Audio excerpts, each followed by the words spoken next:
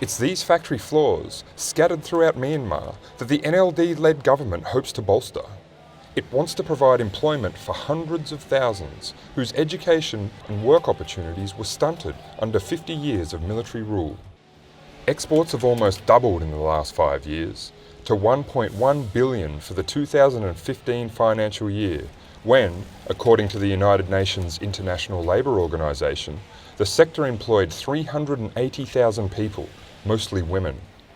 The government recently passed an investment law that allows tax breaks for investment in the industry, while the US dropped long-standing sanctions in September that will give international firms greater confidence in dealing with Myanmar. The Myanmar Garment Manufacturing Association estimates the industry will employ up to 1.5 million workers by 2024.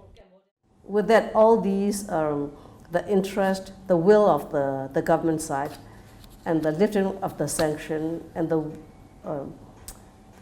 the private sector also, the garment industry also, the will to grow more. However, many problems persist.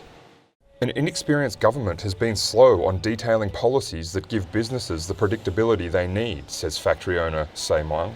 While his company has benefited from foreign help to meet international labour and production standards, many factories are still coming to grips with Myanmar's transition.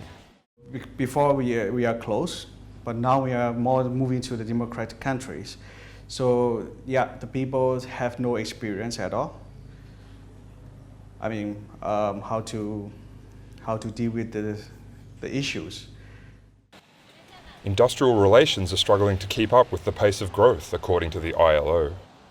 It is simply because Myanmar never was a country that has operated by rules of law.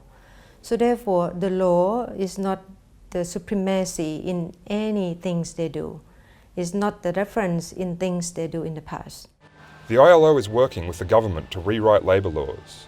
In the meantime, strikes have increased since the minimum wage of just $2.75 a day was introduced last year.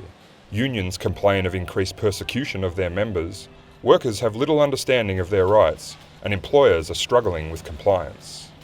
With an industry on the rise, these relations hold the key to improving the living standards of hundreds of thousands of workers and their families.